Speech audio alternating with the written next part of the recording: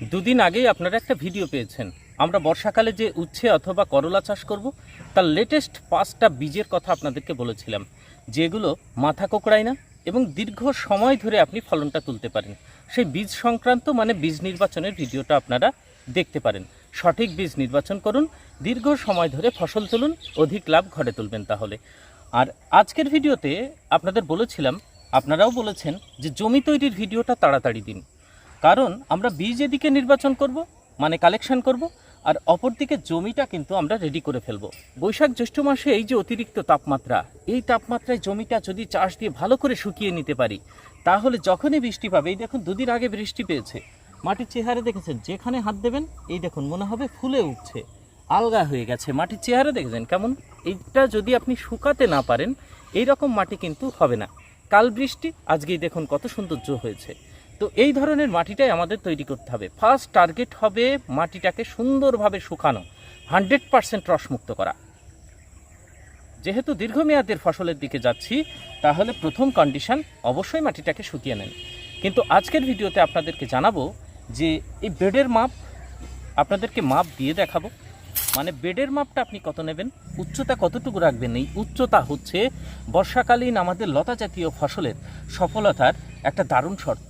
উচ্চতা যত ভালো রাখবেন, পারফেক্ট রাখবেন, আপনি মনে করবেন আপনার গাছের চেহারা অন্যরকম, ছুটবে ভালো, পাতাটা হলুদ হবে না, মাথাটাও কোঁকড়াবে না, ফুলজালিগুলোও হলুদ হবে না। এই জন্য বেডের উচ্চতার দিকে বিশেষভাবে নজর দেবেন। তাছাড়া আপনারা এক একজন এক এক রকম মাপ নেন, আপনারা সেই মাপে করতে পারেন। আমি যেটা করছি সেটা জানাবো, আর আমি মালচিংয়ে করব সেটাও আপনাদেরকে জানাচ্ছি, কারণ ওপর থেকে আমি জলটা যেতে দেবো না। ড্রেনের মাঝখানে পড়বে বৃষ্টির জল, ওইদিকে আমার রসে রসে ভিতরে যাবে। ওপর থেকে সরাসরি আমি জলটা, বৃষ্টির জল পেতে দেবো না, কারণ আমাকে অনেক দিন ধরে ফসলটা তুলতে হবে। তো আসুন এইবার আপনাদেরকে মাপের কথা বলি। প্রথমে মাপ, তারপরে হচ্ছে সার। আর এর আগের ভিডিও করার সময় আপনাদেরকে এই শশার ভিডিওটা বলেছিলাম না? এই দেখুন আমার শশার জমিটা, বলেছিলাম যে শশার ভিডিওটাও দিয়েছিলাম। তো আপনাদের বলেছিলাম যে সার দেওয়ার পর কয়দিনের চেহারা কেমন হয় সেটা আপনাদেরকে দেখাবো। চেহারার পরিবর্তন দেখতে পাচ্ছেন, সব ডগ কিন্তু ছুটছে, নিচে জালি পড়েছে। এ দেখুন আগাগুলো দেখুন, কয়েকদিনের ভিতরে মাচাটা কিন্তু একদম পড়ে যাবে। একটু আস্তে আস্তে উঁচু করে দেখাই। গাছের চেহারা সুন্দর আছে। আর এই যে আমার হচ্ছে বিনা একদম খরচের ফসল, এগুলো নিচে ঘাস জমে থাকে, ঘাসের উপর দিয়েই সার ছেটাই। খেয়াল করেছেন গাছগুলো রোগমুক্ত, প্রত্যেকটা সুন্দর ঝকঝকে গাছ রয়েছে। 50-55 টাকা এখন পাইকারি হচ্ছে, ভালো দাম আছে কিন্তু। তো গাছগুলোকে আমাদের যত্ন করতেই হবে, দামটা তাহলে ভালো পাবো। এটা দেখতে দেখতে আপনারা চ্যানেলটা সাবস্ক্রাইব করে রাখতে পারেন, কারণ বর্ষাকালীন সমস্ত সবজি চাষ আমি যেগুলো করবো তার আপডেট আপনাদেরকে এই চ্যানেলের মাধ্যমেই দেব। এবার আপনাদেরকে সারের হিসাবের কথাটা বলি, যেটাকে আমরা বেসাল ডোজ বলি, যেটা মাটি চাষের সময় আমরা দিয়ে তারপরে মালচিং পেতে তারপরে বীজগুলো বসাই। এই বেসাল ডোজ কিন্তু ভীষণ গুরুত্বপূর্ণ। দেখুন, আপনি যদি টোটাল উচ্ছে জাতীয় ফসলকে বা করলা জাতীয় ফসলকে দুটো ভাগে ভাগ করে নিন, ভালো করে শুনবেন বিষয়টা। দুটো ভাগে ভাগ বলতে, যেদিন বীজ বসালেন তারপর থেকে 35 দিন পর্যন্ত, 35 দিন পরেই আপনি কিন্তু দেখবেন ফুল এবং জালি পড়া শুরু করছে। তো ঠিক ফুল জালি পড়ার আগের দিন পর্যন্ত আপনার বীজ বপন থেকে শুরু করে এই যে ইন্টারভালটা, এই সময় আমাদের মাটিতে যে সারটা দিই বেসাল ডোজ, তার উপরে নির্ভর করেই আমাদের গাছগুলো কিন্তু বাড়তে থাকে। আর কিছু ড্রিঞ্চিং করি, গোড়ায় গোড়ায় কিছু দিই, সেটা পরে আপনাদেরকে জানাবো। কিন্তু মাটির সারটাই কিন্তু আসল। ওই সার পেয়েই গাছগুলো বাড়তে থাকবে এবং তার পরিপূর্ণ বিকাশ নিয়ে উপরে উঠবে। তো মাটির সারে কোনো প্রকারের আপনারা কিন্তু কার্পিণ্য করবেন এবং সঠিক ডোজেই দেবেন। সামনে বর্ষাকাল, সেটা মাথায় রেখে সার ব্যবস্থাপনা আমরা করব। তো এখানে প্রথম বলি, যাদের গোবরের সার আছে, ধরুন বাড়ি গোবরের সার রয়েছে, ভালো 1 বছরের ডিকম্পোস্ট গোবরের সার। আমরা তো অনেক দিন সময় পাচ্ছি, এখনও মোটামুটি 15-20 দিন আমরা সময় পাচ্ছি। তো এই সময়ের ভিতরে আপনাদের বাড়িতে যদি ভালো ঝুরঝুরে গোবরের সার থাকে, কম করে 1 বছরের পচা গোবরের সার, তাহলে ছিটিয়ে দেবেন। ছিটিয়ে দেওয়ার পর জমিতে চাষ দিয়ে এইভাবে ভালো করে শুকান বা ফেলে রাখবেন। যাদের চাষ দেওয়া হয়ে গেছে তারা এমনিও জমিতে ছিটিয়ে দিতে পারেন। পরে যখন বৃষ্টি পাবে, কাজ কিন্তু তখন শুরু করবে। আর যদি কিছু খোল থাকে, এই দুটো আপনারা মিক্স করে কিন্তু দিতে পারেন। গুঁড়ো খোল, তাহলে 1 বিঘাতে গুঁড়ো খোল 10 কিলো দেবেন। আর গোবরের সার মোটামুটি আপনার যে পরিমাণ আপনারা দিয়ে থাকেন, সবাই জানেন কি পরিমাণ দিতে হয়, সেই পরিমাণ আপনারা দিয়ে দেবেন।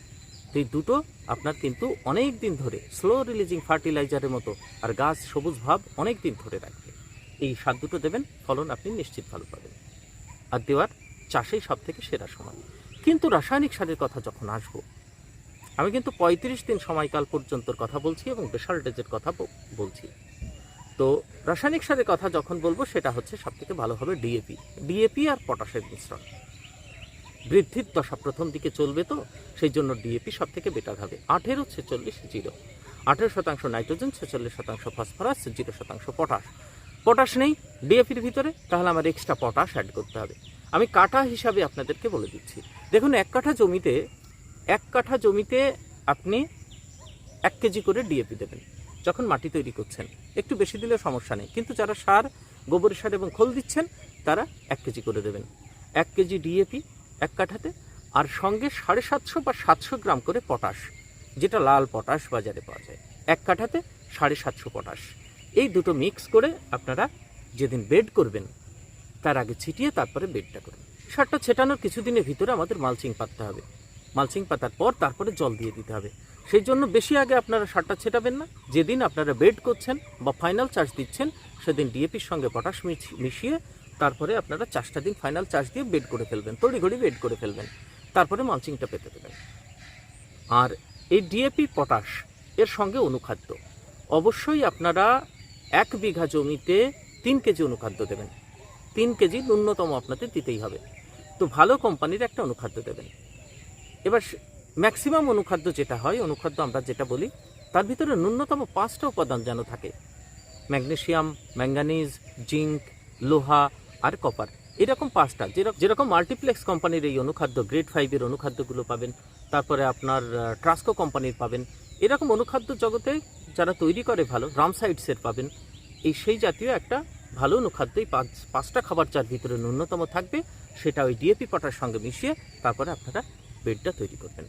তাহলে দেখুন, গোবরের সার, কিছু খোল, ডিএপি, পটাশ আর হচ্ছে আপনার অনুখাদ্য দিয়ে বেড তৈরি করে দিন। গাছগুলো দেখবেন ছুটবে। 35 দিন পর্যন্ত আপনার দারুণ একদম পরিপূর্ণ আপনি গাছের বৃদ্ধি দেখতে পাবেন। ঠিক 35 দিন মাথার থেকে 30 থেকে 35-এর মাঝে ফুল আসবে এবং প্রথম জালি আপনি দেখতে পাবেন। আর এই সারগুলোর সঙ্গে যে উপাদানটার কথা প্রত্যেক ভিডিওতে বলি, সবজি জাতীয় ফসলের শিকড় ব্যবস্থার সঙ্গে সারের কানেকশন সুন্দর রাখার জন্য মাইক্রোরাইজা আর হিউমিক, এই দুটো যদি আপনারা দিতে পারেন তাহলে কিন্তু ওই মালচিংয়ের পাতার পর মালচিংয়ের ভিতরে কিন্তু সার দুটোর কাজ খুব সুন্দর করবে। হিউমিক এবং মাইক্রোরাইজা আলাদা করেও দিতে পারেন, আর আপনি টাটা র্যালিগোল্ড যেটা যার ভিতরে সমস্ত কিছু রয়েছে সেটাও আপনারা দিতে পারেন। র্যালিগোল্ড দিলে 1 বিঘাতে 2 কেজি ব্যবহার করবেন, আলাদা মাইক্রোরাইজা দিলে 1 কেজি ব্যবহার করবেন, আর হিউমিক 500 গ্রাম ব্যবহার করবেন বিঘাতে। তো এই সারটা আপনারা অবশ্যই দেবেন জমিতে। এবার আসুন মাপ। বর্ষাকালে আপনি যদি বেড সঠিকভাবে জল নিকাশি ব্যবস্থাপনা না করেন তাহলে কিন্তু আপনার ফসল ভালো হবে না।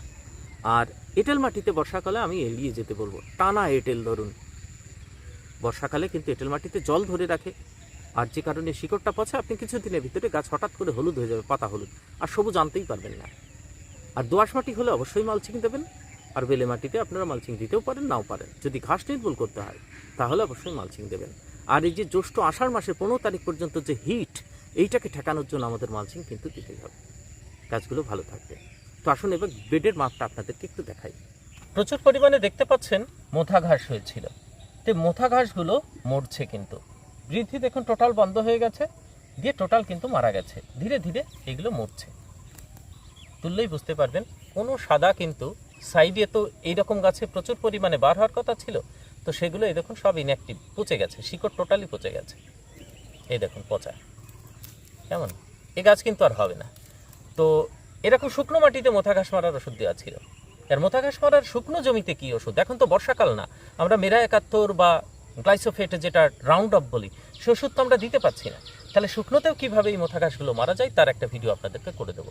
আমার এখানে দেখুন করা ছিল, মানে টোটাল মোটামুটি ক্লিয়ার হয়েছে। এরপর মালচিং পাতবো যখন, সারটা দিয়ে ফাইনাল, কোনো অসুবিধা হবে না, এগুলো টোটালি মারা যাবে। আসুন এবার মাপের কথাটা বলি। কেমন, প্রথমে বেডের চওড়াটুকুর কথা বলি। এখানে আমার যে বেডটা হবে 4 ফুটের থেকে একটু কম করেছি, মোটামুটি 3 ফুট 7 ইঞ্চি মতো হবে। 3 ফুট 7 ইঞ্চি মতো এখানে আমার বেডের মাপ করা আছে চওড়া।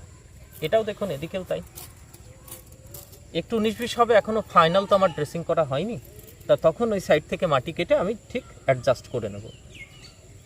এই যে 3-8, এটাতে 3-8 আছে, চওড়াটা বললাম আপনাদের। 4 ফুটের মালচিং নেব, তাহলে একটু আমার কম করতেই হবে, কারণ দুই দিকে তো ঝুলবে মালচিংটা, তার উপরে মাটি চড়াতে হবে।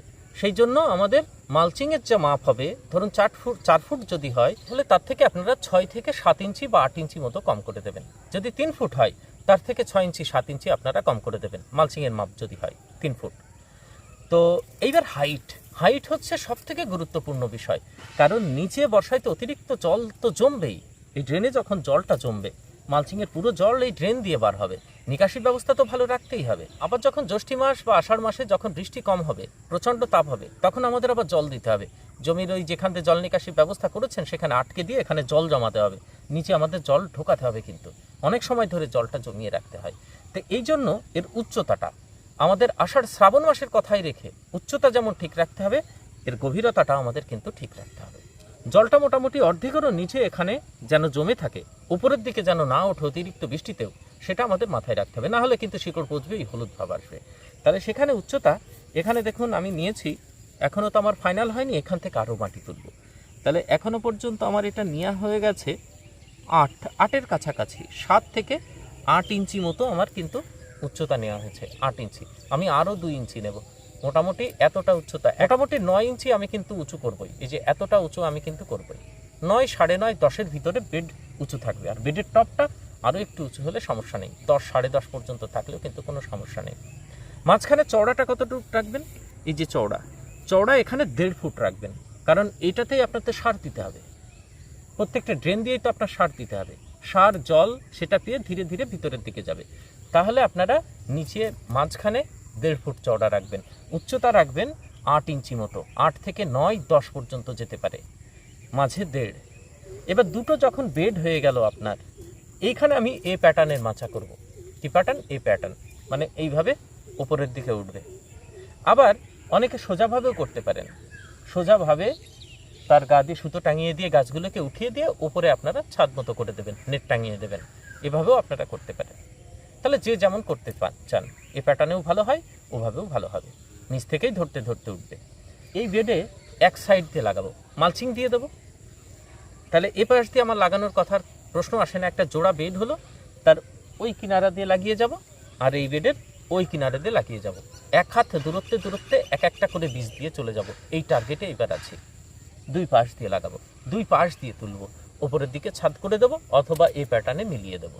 তারপরেও যদি গাছের অতিরিক্ত বৃদ্ধি দেখি, তাহলে এ মাথা তো মাথা পুরো সুতো টাঙিয়ে দিয়ে ওই এ প্যাটার্ন আর ওই পাশে যে প্যাটার্নের মাথায় সুতো টাঙিয়ে দেবো, দিয়ে ওখান দিয়েও লতাগুলো পাইয়ে দেবো। তো এই টার্গেটে আগাচ্ছি। দুটো কাজ আপনারা করে রাখুন, বেড তৈরি করা শুরু করুন, বীজ সংগ্রহ করুন, আর ধীরে ধীরে আপনারা সার ব্যবস্থাপনা যেটা বললাম সেটা করতে থাকুন। তারপরে পরিচর্যার কথা আপনাদের সঙ্গে তুলে ধরবো, কীভাবে আপনারা রোপণ করবেন, মালচিংয়ে সরাসরি না চারা তৈরি করে। গরমে চারা তৈরি করলে ভালো হয়, সামনে বর্ষাতে আপনি সরাসরি বসাতে পারেন, এদিকে খরচ কম হবে। তো পরে ধীরে ধীরে আপডেট তো দিতে থাকবো। ভালো থাকবেন, পরের ভিডিওতে দেখা হবে। সম্পূর্ণ ভিডিও দেখলেন তার জন্য অসংখ্য ধন্যবাদ।